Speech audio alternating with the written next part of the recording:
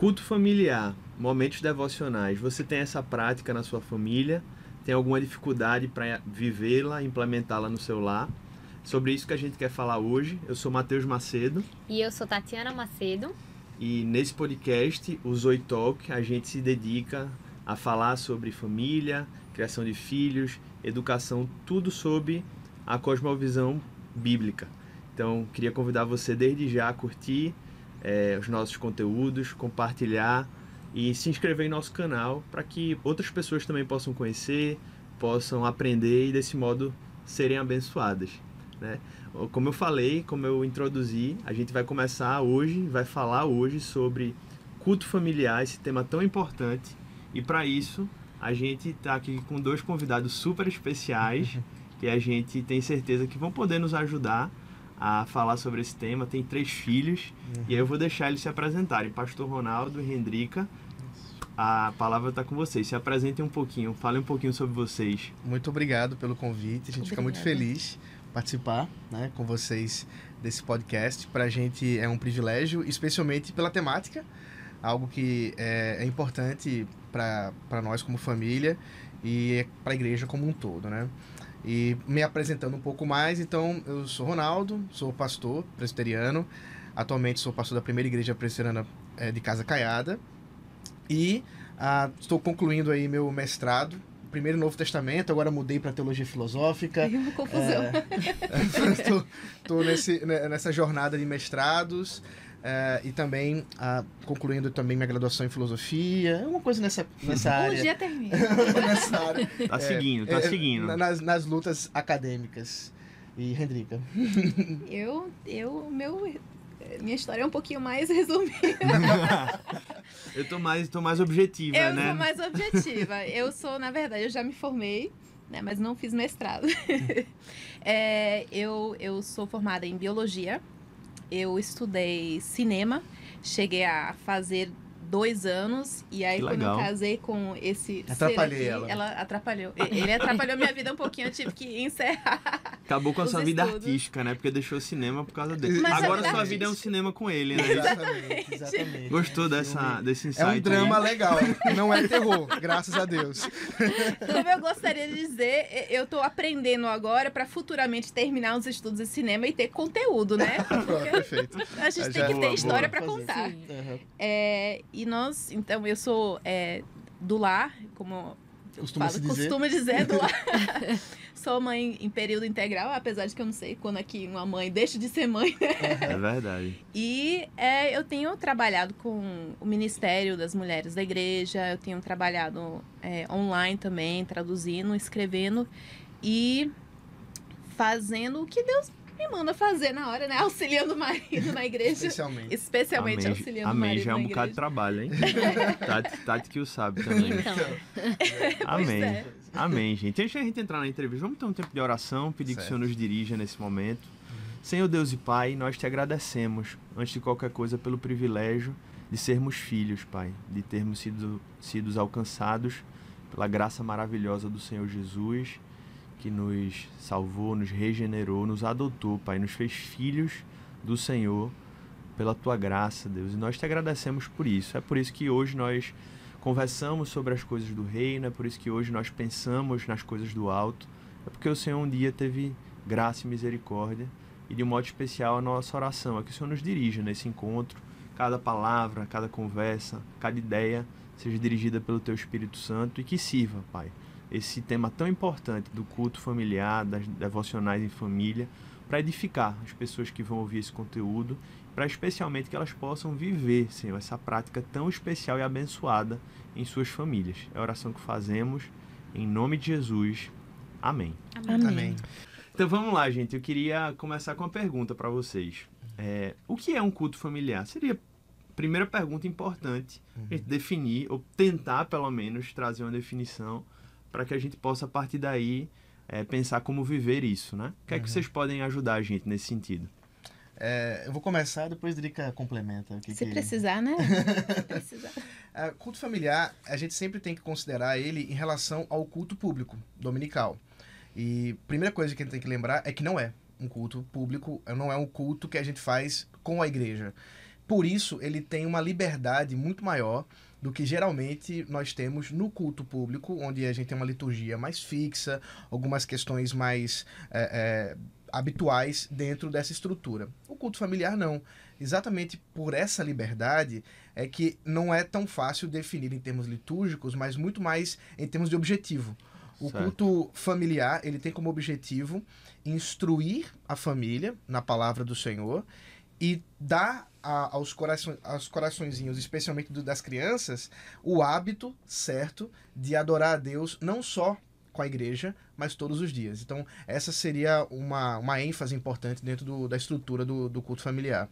Se você quer complementar. É uma forma que Deus instalou nas nossas vidas de lembrarmos diariamente, de meditarmos na palavra dele e ajudarmos os filhos a observarem o mundo ao seu redor e direcionar seu olhar para a Bíblia, para Deus. Porque é uma coisa curiosa, porque o lembra-te do sábado para santificar-te significa que nós somos capazes de esquecer muito facilmente. Então, uma das formas de nós lembrarmos também do culto no sábado é lembrarmos diariamente no culto familiar, a olharmos os olhos a Deus, a enxergarmos o mundo através da cosmovisão cristã e caminhar com os filhos no dia a dia quanto às questões que muitas vezes a gente olha e acaba passando batido, a gente interpreta com a forma como a gente quiser e não direciona o nosso coração à palavra de Deus. Então, o culto domiciliar, o culto familiar, né? É uma forma muito especial de fazer isso, porque é um momento que a gente reserva no dia, vamos parar e vamos pensar, vamos orientar os nossos corações, orientar os nossos pensamentos a Deus nesse momento. E é um momento em que realmente abre um espaço para as crianças poderem até mesmo fazer as perguntas que talvez durante o dia não façam, né? Ao longo do dia. É um momento especial para isso. Uma coisa interessante que ela falou do sábado, né? Que é descanso, e é importante considerar isso para quem está nos ouvindo, que nós não estamos falando exatamente do sábado como o sétimo dia, mas o sábado que diz lá em Êxodo 20, do descanso. Então, lembrar do descanso. Esse lembrar do descanso, a gente sempre lembrar como adultos, mas também como crianças, que a gente precisa parar. A criança, ela naturalmente não quer parar. Não quer. O desespero dela de sempre querer brincar, né? É muita energia. E mesmo quando as energias já estão, né, no final, a gente ontem teve um tempo com alguns amigos e já eram 10 horas da noite. Nossos filhos costumam dormir 7h30, até mais cedo que isso. A nossa pequena já estava no limite do limite do limite e o que ela fazia? Começava a correr. Acontece a mesma coisa lá em casa. Então, ela não quer se render, né? Exatamente. Então, para não se entregar, ela corre. Então, as crianças precisam aprender a descansar. E uma forma de aprender a descansar é o culto.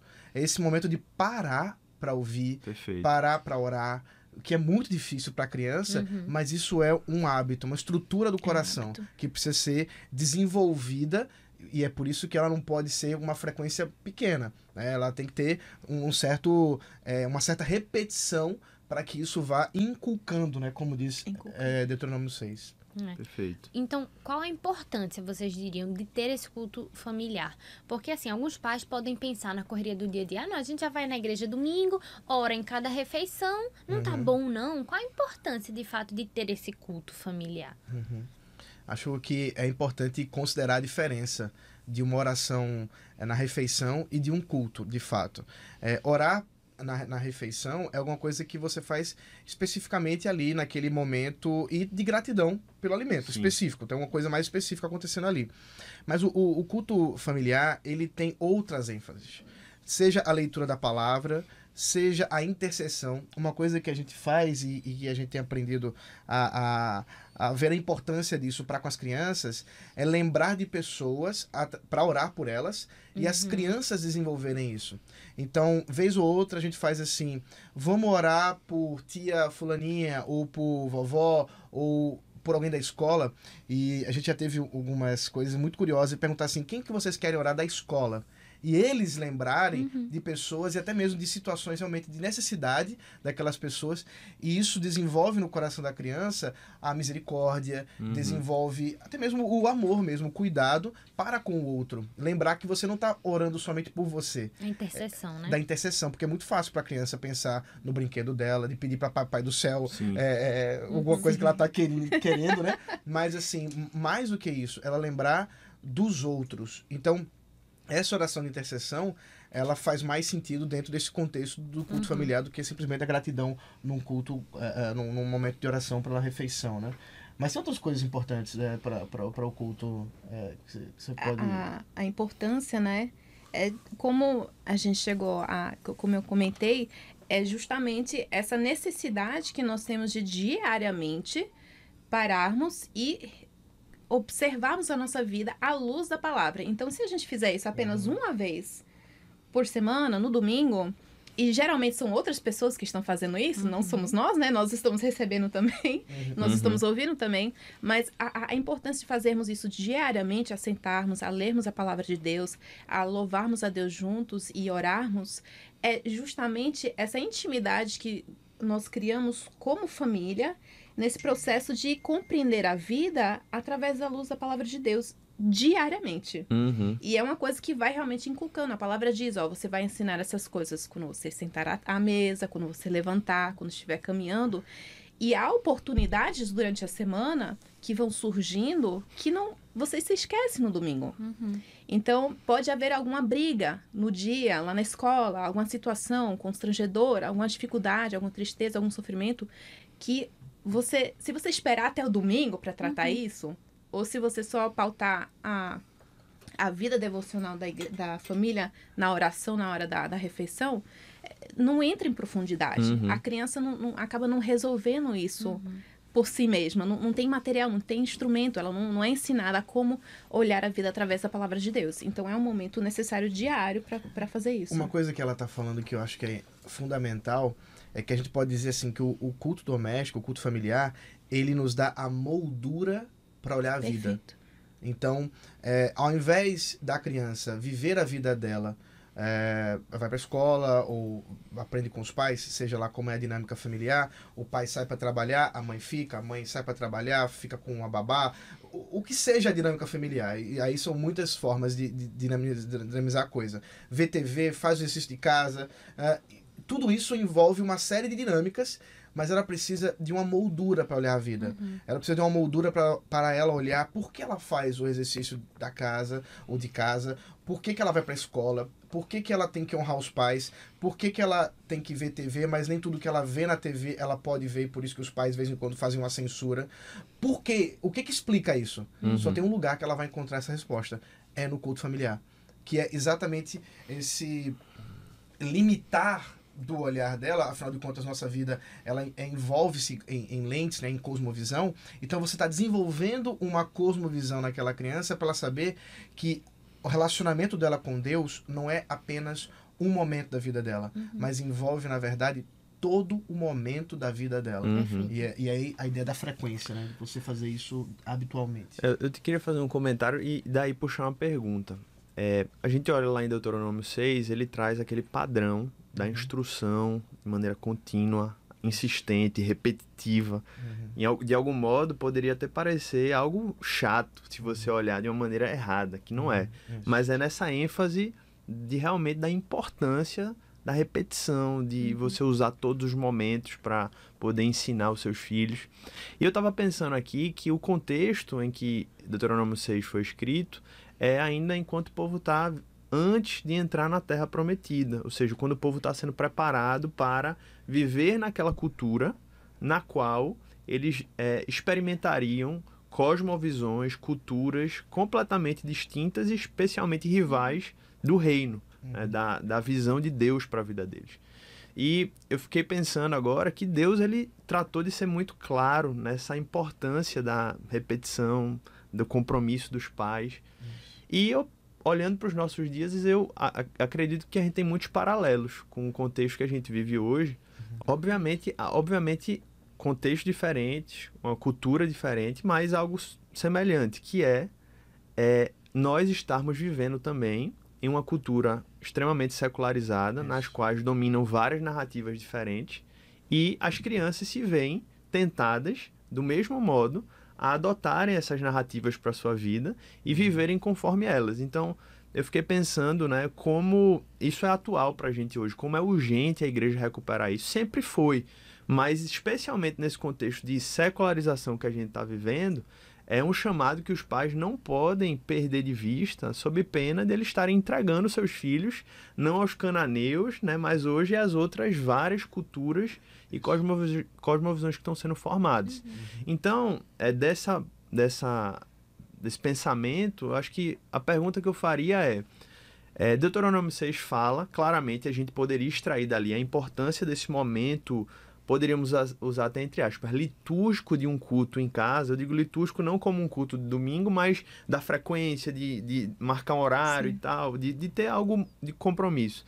Mas, ao mesmo tempo, eu acho que a gente extrai de Deuteronômio 6 essa importância de usar todos os momentos da vida para fazer daquilo uma experiência de ensino, de devocional, de instrução. Sim. E aí, assim, eu sei que não é exatamente esse foco aqui, mas o que é que a gente poderia também agregar e pensar de alguma maneira como uma espécie de devocional ao longo das experiências da vida? No carro, no shopping, sobe ali, desce ali, quebra um negócio dentro de casa. Como é que a gente poderia também ser mais intencional nisso e, desse modo, cumprir melhor essa missão com os nossos filhos? O que é que vocês podem ajudar a gente? Excelente. É curioso você falar isso, porque as crianças, especialmente as menores, realmente elas não têm a paciência para ficar mais de 5 minutos, muitas vezes, paradas para ouvir uma história, para cantar. E a gente tem essa experiência lá em casa, que os nossos 2 mais velhos, de 7 e 5, eles conseguem ficar sentadinhos tranquilamente, enquanto a de 3 anos, ela está a hora toda levantando, e eu tenho que estar lá a hora toda. Vamos prestar atenção, vamos escutar e tudo mais. Então, o que ela absorve naquele momento realmente só vai ser enfatizado ao longo do dia, na qual a gente recupera. Lembra quando a gente conversou sobre isso? Olha isso aqui na vida, olha a árvore que Papai do Céu criou, olha como é bonito, é grande, Deus é maior ainda para poder ter criado uma coisa assim. Olha esses céus, imagina o nosso Criador, que é maior ainda do que os céus para poder ter criado isso. Então, é uma coisa que necessariamente vai ter que extravasar. Não é que nem o culto no domingo, né? O culto domingo tem que ser continuado ao longo da semana, e o culto familiar tem que ser continuado ao longo do dia. Justamente porque nós precisamos viver dessa forma, aplicando aquilo que nós aprendemos no dia a dia. Se nós já fazemos isso no nosso cotidiano, se isso for uma coisa normal para nós, deveria ser natural nós passarmos o dia ensinando os nossos filhos. O problema é que muitas vezes nós fazemos essa dicotomização. Nós paramos no culto e aí o resto do dia é influência daqui, influência dali, e nós mesmos não temos essa prática. Eu acho que aí está a questão. Os pais não têm essa prática, não têm esse hábito de, ao longo do dia, ir meditando na palavra de Deus dia e noite, como fala o salmista, né? E realmente conseguir transmitir isso aos filhos. Então, o ponto inicial é os próprios pais começarem a fazer na sua própria vida esse tipo de meditação, esse tipo de extravasar do culto doméstico, o culto familiar, o culto do domingo, justamente para poder ajudar os filhos. Porque se a gente não consegue fazer, o que a gente vai ensinar, né? Não tem o que ensinar. Tem uma história curiosa. Ontem, estava chovendo, eu estava com ela no meu colo, a gente estava esperando uma senhora esperando o Uber, e a gente estava esperando com ela, porque ela tem problema de visão, algumas questões nesse sentido, e a gente estava dando um suporte a ela. E chovendo, começou a cair chuva em cima da Chloe, que é nossa menor, de 3 anos. E ela olhou assim, papai, tá chovendo, Deus está mandando chuva. Então, de onde ela chegou a essa conclusão? É porque algum dia a gente falou, alguns dias nós falamos que Deus criou a chuva, que Deus manda a chuva, que Deus criou todas as coisas. E essa ênfase, ela vai criando no coração da criança e do adulto, porque ela vai ser adulta um dia, o olhar para as coisas do mundo, em ver que esse mundo que a gente vive, ele não é só aquilo que nós olhamos, mas tem coisas mais além dos nossos olhos podem enxergar. E eu acho isso importante para as crianças, desde cedo, elas serem confrontadas com isso. De maneira, claro, muito sutil. Então, isso pode ser desde quando a gente vai tomar a lição da criança e olhar, por exemplo, você fez isso aqui, estão discutindo esse assunto. Mas você lembra que o Papai do Céu fala sobre isso na palavra? E você faz associações, às vezes falando sobre alguma coisa mais relacionada à escola. Você faz isso pensando em algum filme que está assistindo. A gente já teve situações... Acho que foi com Moana? Foi com as duas. O Frozen, a gente teve discussões altamente teológicas. É uma ótima oportunidade, inclusive, exatamente, né? Porque então, trazem nós várias... não somos daqueles pais que, você não veste isso. Pelo contrário. A gente usa isso como um bom motivo para discutir. Isso. Acho que com Moana, porque é bem pagão, né? Moana é uma menina que vive numa ilha, né? E ela tem todo um panteão de deuses que ela vai se encontrar com o deus, como é o nome lá do Maui? Maui. É do Maui. E...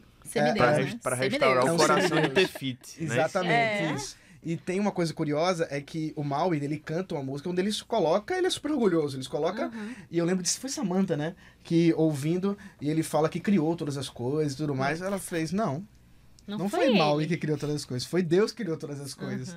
E isso foi legal pra gente discutir um pouco de que realmente existem outras crenças, existem outras religiões, e você vai desenvolvendo com a criança para além daquilo que foi estabelecido no culto familiar, mas a partir dele.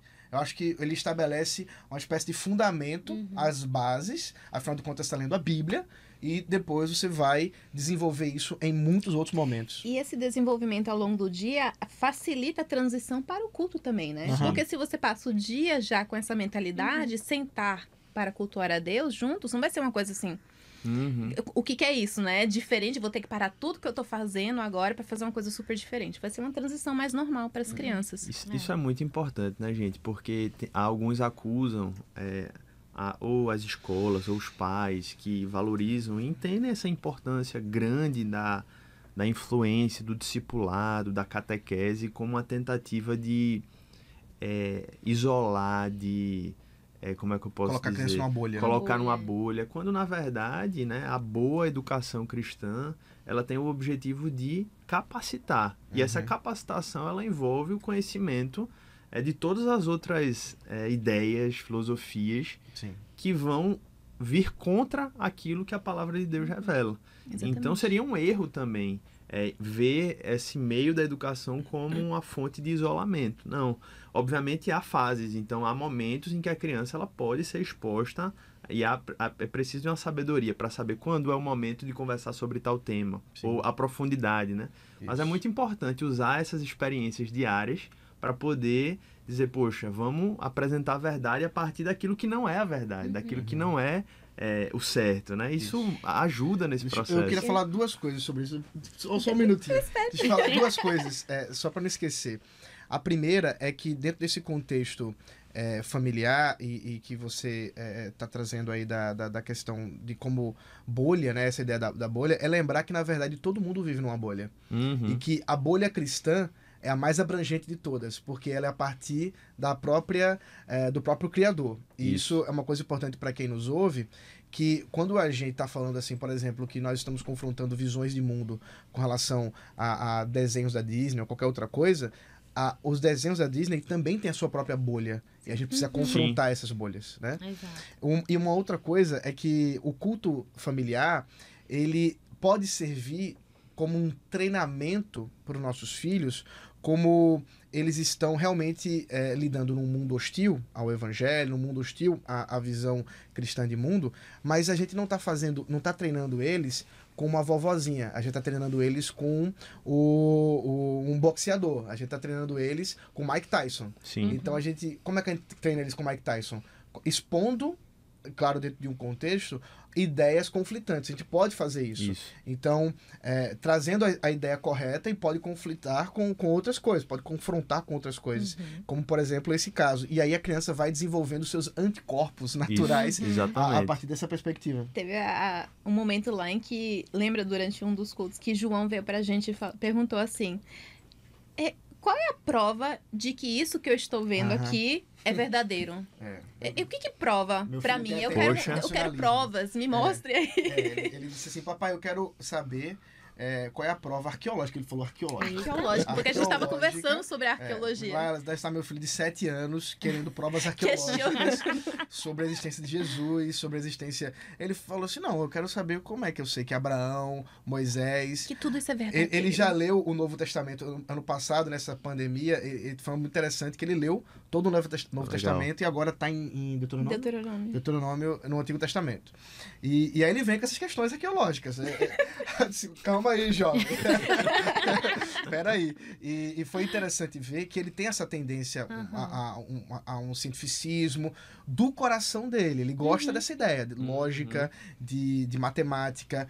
E ele, portanto, ele tem essa vontade. E eu pude dizer para ele algumas coisas, e depois a gente foi assistir um filme que foi Deus Não Está Morto. Deus Não Está Morto, sim. Porque é a confrontação de um professor racionalista ateu contra um jovem, né, sobre a essência de Deus. Ele adorou. Que legal. Lá pelas tantas ele olhava assim, esse professor é um blasfemo. Tá mentindo. Aí eu olhei pro Ronaldo, tô mais sossegado, porque por um instante eu pensei, pronto, a gente reprovou. Então é muito importante essa ideia de apresentar as coisas boas, né, que tem a ver com o que o próprio Deus criou, desenhou, pensou, e também apresentar aquilo que não tem nada a ver, para que a criança possa criar esse senso crítico. Sim. E poder, senso crítico no bom sentido, né, à luz da palavra de Deus, à luz da revelação das Escrituras. Eu ia comentar antes de continuar, você levantou o assunto de aproveitar as oportunidades que surgem ao longo do dia. É interessante a gente pensar nisso no sentido de que é o próprio Deus que está colocando aquela oportunidade. Isso. E se a gente não aproveitar aquilo, nós estamos perdendo uma coisa que o próprio Deus colocou diante da gente, que de repente é isso que o nosso filho precisa ouvir. Perfeito. Então a gente esperar até só o culto do domingo, ou esperar até a hora da refeição, não, aproveite naquele momento, porque Deus está colocando você naquele momento com aquela criança para você tratar daquele assunto. Aproveite as perguntas. Aproveite as perguntas. Ou seja, é uma visão da soberania de Deus nessa vida diária. E isso é muito importante. Eu ia até passar para outro assunto, mas isso é muito importante, gente, porque, de fato, essa experiência das crianças, a gente consegue ver as crianças aprendendo, né, de fato. E eu acho que uma coisa importante aqui, talvez até um conselho para os pais, é que uma chave precisa virar na cabeça, sabe? Eu, particularmente, tenho tentado virar essa chave todo dia de dizer assim, Senhor, quando eu tô com a minha filha, eu tô sempre ligado em poder pensar em como eu posso influenciá-la. Afinal, eu não tô todo o tempo com ela, e nem todo o tempo que eu tô disponível como ela precisa, mas quando eu tô sempre pedindo essa orientação do Espírito Santo. Me ajuda a influenciá-la segundo o Senhor. E eu digo isso porque tem pais que não têm essa chave e vivem o mundo, como eu gosto muito de uma frase de Tozer, que diz que muitas pessoas veem o mundo como um parque de diversões, quando, segundo a palavra de Deus, era muito mais um campo de guerra. E essa visão de, meu filho está crescendo, está passando, e não se preocupa em como eu estou formando, é uma visão que precisa ser mudada. O cristão, ele precisa enxergar esse papel, né, de pai como alguém que está ali para influenciar o seu filho. Sim. Vai brincar, vai conversar, vai bater papo, vai ter uma brincadeira, mas em tudo isso, treinando. Intencionalidade. Eu acho que essa é a palavra-chave. Intencionalidade na formação dos filhos. Eu tinha muita coisa para falar aqui, mas a gente tem que avançar. Vamos para uma parte mais prática, né? Como fazer o culto? Eu acho que é uma pergunta que todo mundo se faz. Como é que a gente começa? Quem está ouvindo a gente hoje está se perguntando, eu nunca fiz isso, eu quero começar hoje e eu vou além disso. Vocês têm 3 filhos. Eu queria saber as idades, os nomes, né? E poder que vocês possam, a partir dessas idades, ajudar a gente, porque essas diferenças de idade, elas são importantes nessa dinâmica do ensino, da devocional, do culto, né? Então, assim, também, se vocês puderem incluir aí, né, essas dicas práticas dessa rotina também, para o pai que vai começar. Como é que eu faço esse culto familiar? Tem uma liturgia, tem essas questões também. Uma coisa importante de lembrar é que a frequência, ela é importante, né? Você tem que ter uma frequência, mas que ela vai depender muito de cada contexto. O culto familiar, ele é da família. E por ser da família, ele vai depender de cada família, naturalmente. Então, isso vai com relação, por exemplo, a se vai cantar ou vai ouvir uma música? Porque às vezes os pais realmente não conseguem cantar. É melhor que eles não cantem para atrapalhar os filhos. Graças a Deus colocou Tati na minha casa. Graças a Deus. Acontece, às vezes eles não conseguem. Às vezes, eu conheço muita gente que não consegue cantar uma música toda, de cabeça, assim. Então, vão precisar de apoio. Então, isso vai depender. Mas os 3 elementos básicos de leitura da palavra, de cantar e orar, e instruir com a palavra, são básicos, como eu estou dizendo. Né? É claro que outras coisas vão surgir, perguntas. E eu acho que é muito importante para o pai e para a mãe entender que, como não é o culto público, não tem essa obrigação de não ser interrompido, não tem essa obrigação... Às vezes você está lendo a Bíblia e a criança está com uma pergunta que surgiu naquela hora, ela quer fazer aquela pergunta, aproveita, né? Agora, claro, se for uma brincadeira, não, manda parar o que você está lendo a Bíblia. Mas assim, mas por que ele está dizendo isso? Responde, não tem problema, não é nada rígido. E eu Às acho vezes nem isso termina o texto, né? Que nem você queria. consegue. Eu queria ler desse capítulo. É igual o inteiro. Calvino, começava a pregar, mudou, foi para outro lugar, volta a pregar no texto. Exatamente. Né? Eu acho que, primeira coisa, primeiro princípio, não seja rígido demais. Né? Seja maleável, usando esses 3 elementos básicos. Outros elementos podem vir a acrescentar, às vezes é um vídeo ou outra coisa que possa surgir. Seja intencional no que você está fazendo, então não seja tão aleatório. Hoje vamos ler Salmos, amanhã vamos ler Mateus, aí Gênesis. Não, seja um pouco mais organizado nisso. Se você quer ler a palavra de Deus, depois tem umas dicas aí de alguns outros livros que podem surgir para acrescentar além da própria escritura, que é o foco. Isso é uma coisa importante. Já que estamos falando de culto, a gente está falando de Bíblia. Né? A gente pode usar outros recursos para fazer esses devocionais com as crianças? Sim. Mas eu acho muito importante elas terem o hábito de ouvir a palavra de Deus. De ouvir a leitura das Sagradas Escrituras.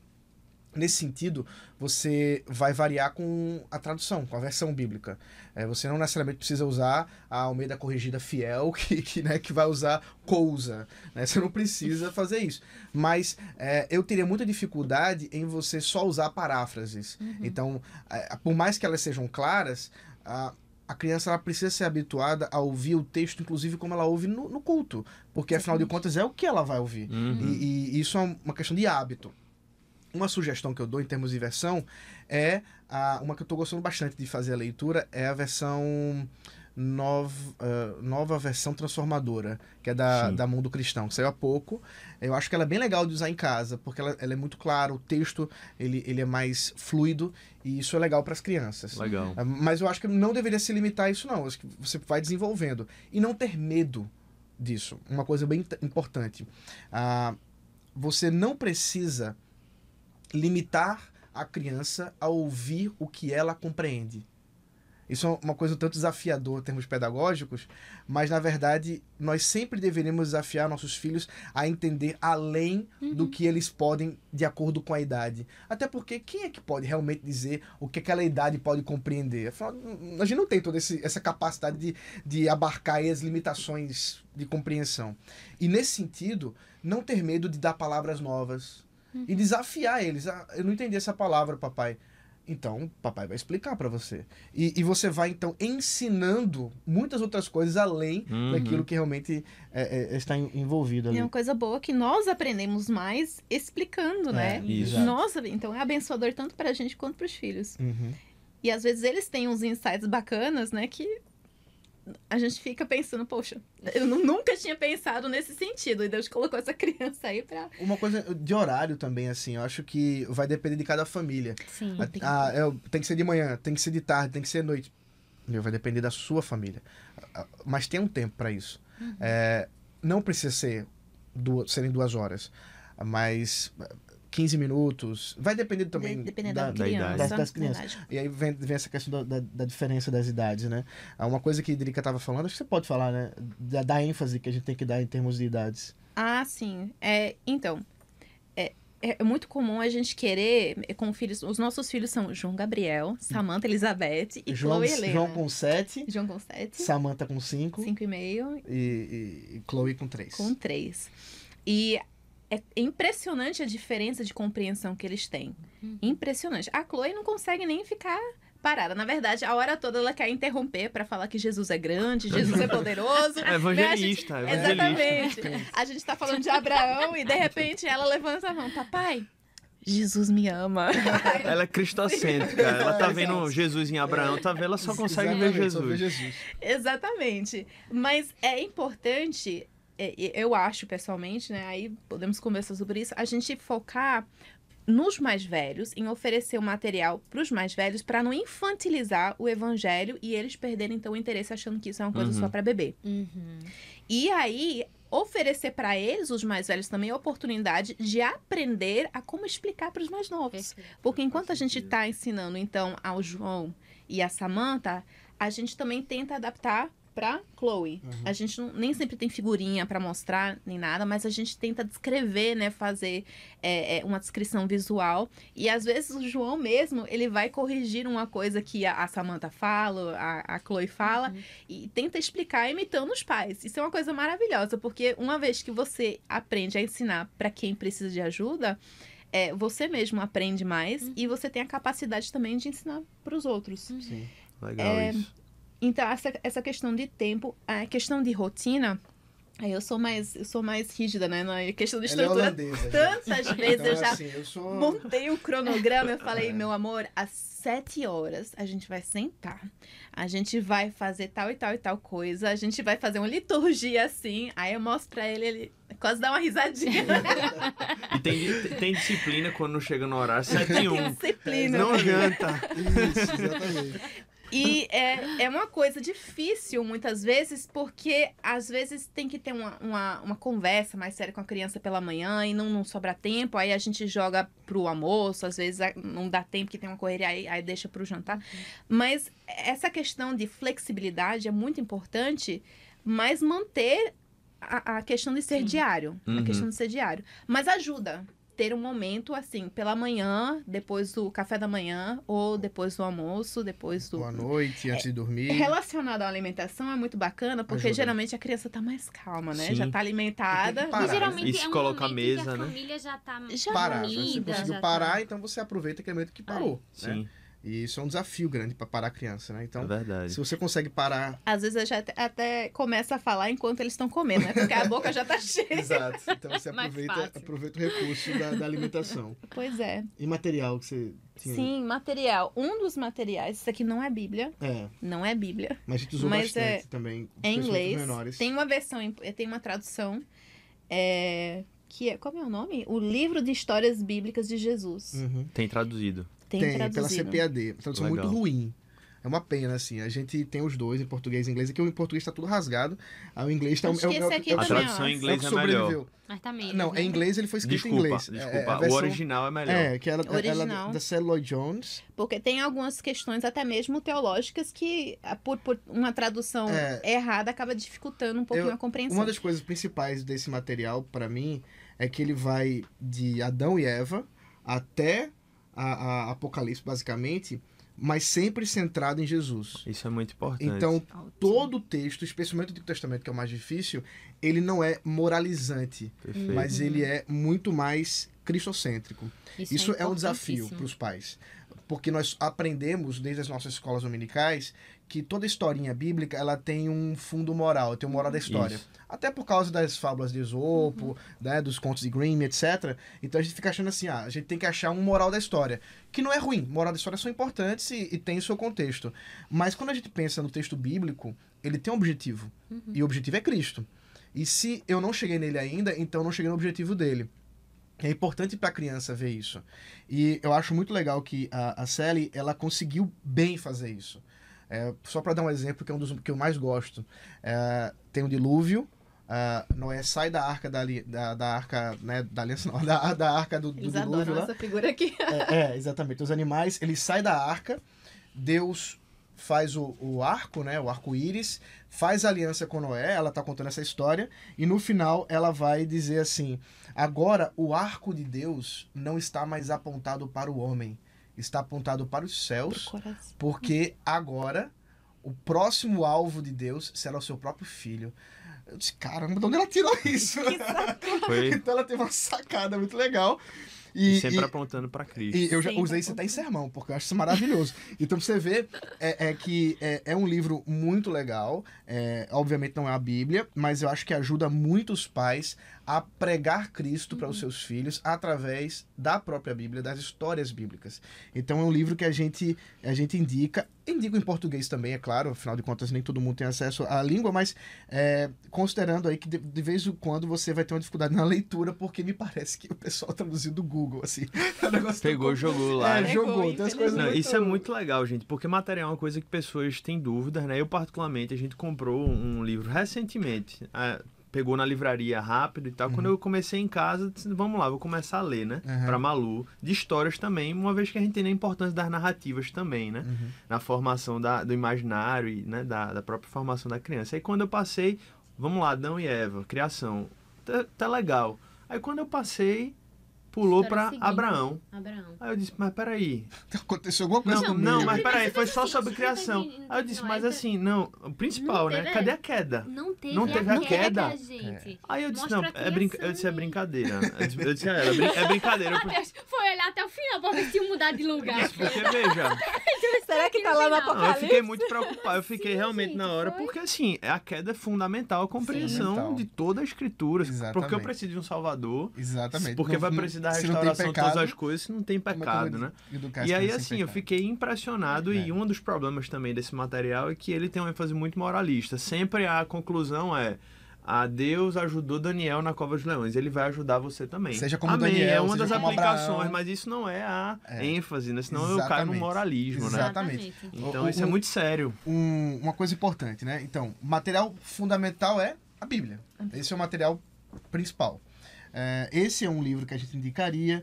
E catecismos também, né? Catecismos para crianças. Que respondem as perguntas mais básicas. Tem uma da editora Puritanos, que eu não me lembro agora o nome. É catecismo infantil mesmo. Catecismo infantil. Se jogar no Google, acha. E tem um da editora Cultura Cristã, que acho que é meu Catecismo de Doutrina Cristã. Eu acho que é bem interessante as crianças memorizarem textos bíblicos, memorizarem respostas desses catecismos, porque é, mais uma vez, a ideia da moldura que você está formando na criança. Então, se ela criou uma moldura de que Deus criou todas as coisas, porque a pergunta diz, o que Deus fez, ou quem criou todas as coisas, foi Deus, ela tá com isso no coraçãozinho dela. Quando ela for confrontada um belo dia sobre isso, ela vai lembrar de opa, não, peraí, eu sei que quem criou todas as coisas foi Deus. Então isso já está no coraçãozinho dela. Então faz parte dessa estrutura já do catecismo que nos ajuda aí nas perguntas. E as crianças perguntam muito, né? Perguntam. E eu ia falar que é muito na tendência do ensino clássico mesmo, que é justamente oferecer toda a base, memorização e tudo mais, toda a estrutura para futuramente poder aplicar e desenvolver. Então, realmente, muitas vezes parece, para que ficar memorizando, para que ficar falando sobre isso, vamos tratar sobre isso, como que é mais interessante. Como se fosse algo mecanicista que não tivesse valor, né? Exatamente. Eu tive uma experiência de que eu lembro que um dos primeiros versículos que eu decorei, talvez seja o primeiro, que foi no Palavra da Vida, no acampamento, e eu lembro como se fosse hoje, eles tinham, não sei hoje, mas na época tinham aquela dinâmica de decorar os versículos e vai ter as competições e tal, eu lembro muito claramente, não lembro a idade, mas era muito novinho, talvez 5 anos. E aí a pergunta, o versículo era: Deus resiste aos soberbos, mas concede graça aos humildes. Tiago 4,6. E eu lembro que decorei esse versículo, até hoje eu gravo ele na minha memória com a origem dessa data, daquele tempo.